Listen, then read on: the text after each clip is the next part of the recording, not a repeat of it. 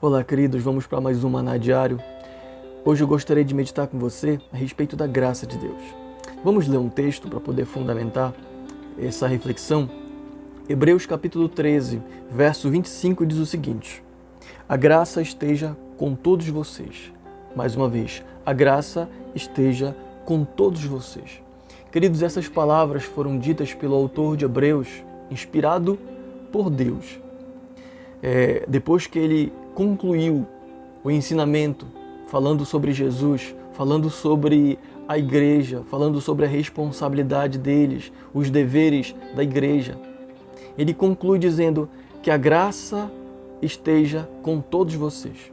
Quando a gente lê o Novo Testamento, você percebe que muitos autores vão encerrar dessa mesma maneira, mencionando sobre a graça.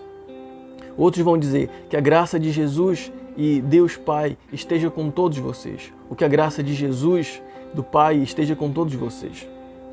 De alguma forma eles vão estar mencionando a respeito da graça. Por que eles encerram dessa maneira, queridos? Essas são palavras de bênçãos. É um desejo de bênçãos. É como se fosse o seguinte, é como se eles estivessem dizendo o seguinte: olha, eu ensinei, compartilhei com vocês tudo que eu devia compartilhar. Mas, da minha parte, o que eu desejo para vocês, da minha parte, o que eu compartilho com vocês, é que a graça esteja com vocês. Da minha parte, o que eu direciono de bênção para vocês, é que a graça esteja com vocês. E ele não diz, a graça está com vocês. Ele não diz, olha, fiquem firmes, tranquilos, porque a graça está com vocês. Ele diz que a graça esteja com vocês. Dizendo o seguinte: a graça estando com vocês, vocês vão conseguir cumprir, vocês vão conseguir fazer, vocês vão conseguir obedecer. Por que isso é interessante a gente meditar, queridos? Porque a graça no Novo Testamento, ela é algo que a gente percebe que é uma necessidade para a igreja, para as nossas vidas, é uma necessidade para aqueles que querem viver de acordo com a vontade de Deus. E o que é a graça? A graça, de maneira bem resumida, é o favor imerecido de Deus. É a manifestação de favor de Deus, que ela vem por meio da bondade de Deus, ela vem por meio da misericórdia de Deus, ela vem por meio de atos de salvação de Deus.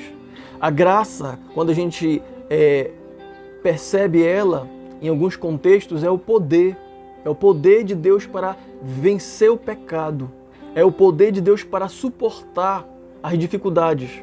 Por exemplo, quando o apóstolo Paulo, ele escrevendo aos irmãos da igreja de Corinto, ele mencionou a respeito da experiência que ele teve com Deus, que um espinho estava na carne dele, e contando de maneira alegórica, figurativa, que ele rogou para Deus tirar aquele espinho, para que Deus apartasse dele aquele espinho, mas a resposta de Deus foi negativa, dizendo, a minha graça, Paulo, te basta.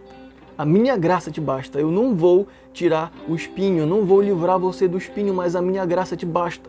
Com essas palavras a gente pode entender que Deus estava dizendo o seguinte: olha, eu não vou tirar o espinho, eu vou dar graça para você suportar e fazer com que você aguente esse espinho, suporte esse espinho. Eu vou lhe dar condições para suportar isso que está causando em você desconforto. Então, queridos, a graça é o que nós precisamos, a graça é o que você precisa, todos nós precisamos. E nós recebemos graça de Deus a todo momento, por meio das suas misericórdias, por meio da bondade de Deus. Mas a graça que as Escrituras também vai mencionar no Novo Testamento, ela é uma graça que nos conduz, como eu mencionei, para lutar contra o pecado, para poder suportar os sofrimentos e as dificuldades dessa vida. E essa graça, ela vem por meio de Jesus Cristo.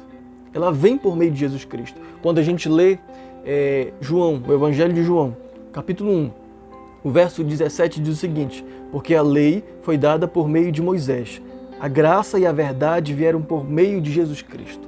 A graça veio por meio de Jesus Cristo, queridos. Então, eu posso ter acesso a essa graça, você pode ter acesso a essa graça por meio de Jesus Cristo. Por meio de Jesus Cristo você pode ter acesso a essa graça. E não simplesmente a graça salvadora, que é aquilo que é de mais importante. A graça que nos salva, a graça que nos redime, que nos lava. Mas é a graça de Deus também que nos fortalece para passar pelas dificuldades. A graça que nos dá forças para lutar e para vencer o pecado. Então, as palavras do autor de Hebreus foram: que a graça esteja com vocês. Queridos, o meu desejo também e minhas palavras da parte de Deus para você é que a graça de Deus esteja sobre a sua vida. Que a graça de Deus esteja sobre o seu casamento, sobre a sua família. Que a graça de Deus esteja sobre o seu ministério. Que a graça de Deus esteja sobre a sua alma, a sua mente, toda a sua vida. Que você perceba, que você sinta a necessidade da graça de Deus sobre a sua vida. Que você perceba que é a graça de Deus, é essa graça que Deus quer derramar sobre a sua vida. É dela que Deus quer compartilhar com você. Que você possa compreender dessa mensagem, dessa verdade para a sua vida, queridos. Amém? Vamos orar? Pai bendito, Deus eterno, muito obrigado, Senhor, pela Tua palavra. Muito obrigado por esse ensinamento, Senhor. Eu sei que em poucos minutos não é suficiente para poder falar de toda a profundeza, Senhor Deus, toda o poço tão profundo de informações e conhecimento a respeito da Tua bondade, da Tua misericórdia, da Tua graça sobre as nossas vidas, Senhor.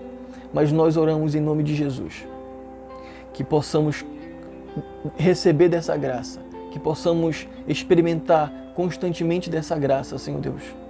Aqueles que ainda não receberam, Pai, aqueles que ainda não receberam Cristo em seus corações.